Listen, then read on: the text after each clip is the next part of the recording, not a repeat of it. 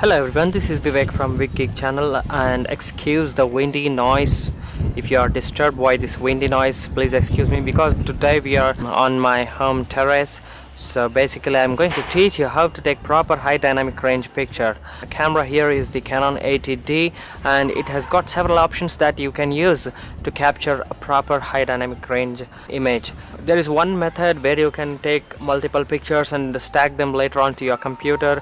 Yeah, you can actually take 3 different pictures, one basically underexposing, then with the normal expose, and with overexposing by 1 stop or 1/3 of the stop.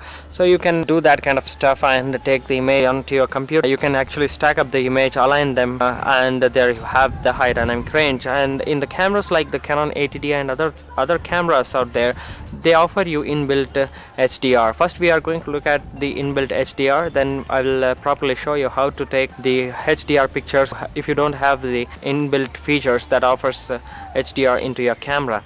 So first and foremost, you need to understand is that the inbuilt HDR will not be working if you're in RAW mode. First you need to change this RAW to JPEG.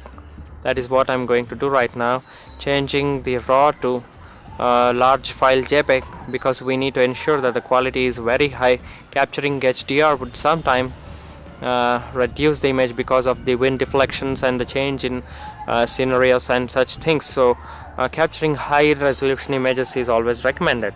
So all we're going to do is change this to live mode, and you can actually see the things here. So before I move on, you need to understand some basic stuff.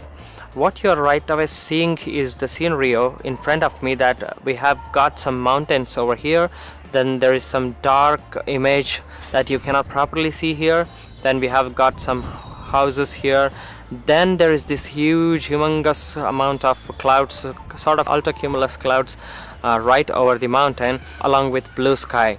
So what our eyes sees is that is what we want to get in terms of picture, but the camera doesn't recognize it properly. Either it overexposes or it underexposes. So if I straight away go ahead and capture this image only, then all I can get is overexposed image. That is what I can call it, because I don't have what I am right away seeing through my eyes here.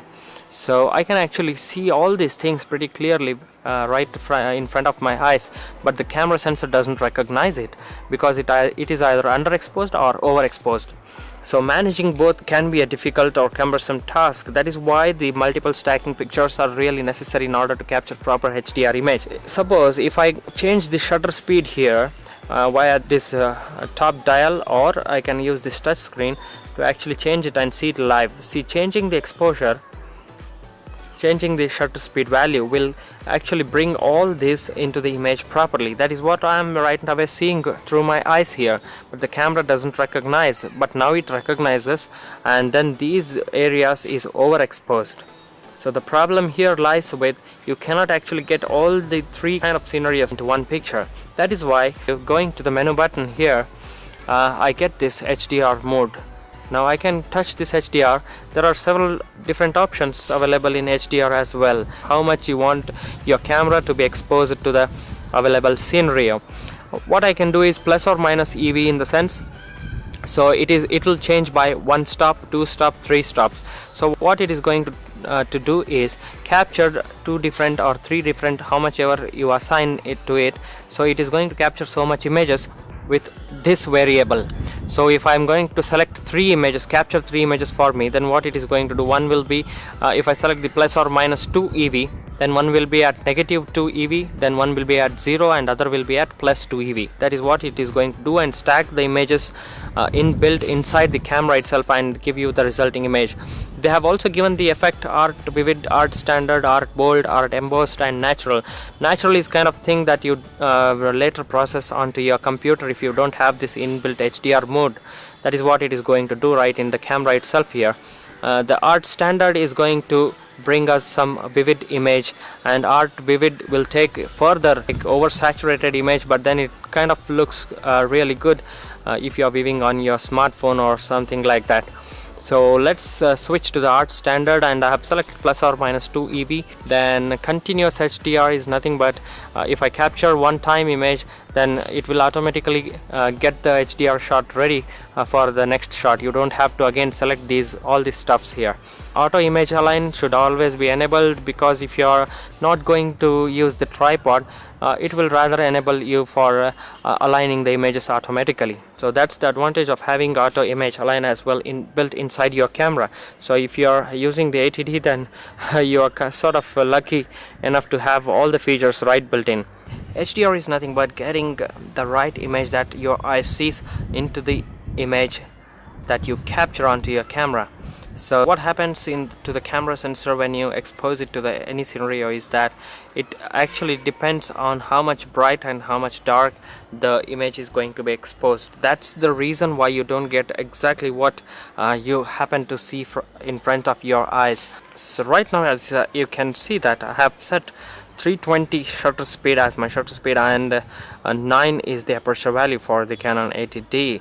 And if I go and press the half shutter release and focus, then I can see that the image is exposed -1/3 of a stop. That means it is slightly underexposed. Then we are not going to get these images into the picture at all. I'll go ahead and take this HDR picture and show you. So it has captured 3 different images with 3 different exposure that I have set and showed you in the beginning. As you can see, not much of this scenario is exposed, so the mountain remains really dark, but I can see some bright colors here. That's not happening in the camera. Why?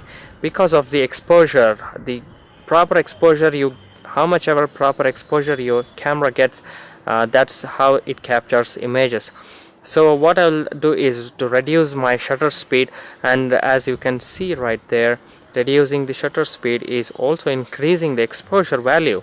Now lots of light is entering into the camera sensor. Then now I'll capture one more time.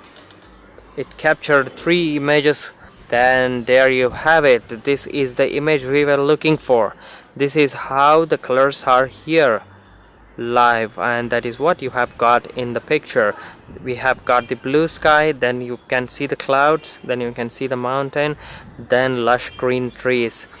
So that's how you capture proper HDR images if your camera offers it. That's what the Canon 80D offers, and you're definitely lucky to have this if you got this camera. Then in the next video I'll show you how to stack up the images and capture HDR the normal and the usual way.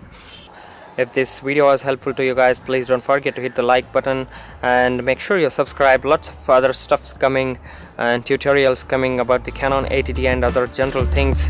So thanks for staying tuned. See you guys in another video. Bye bye.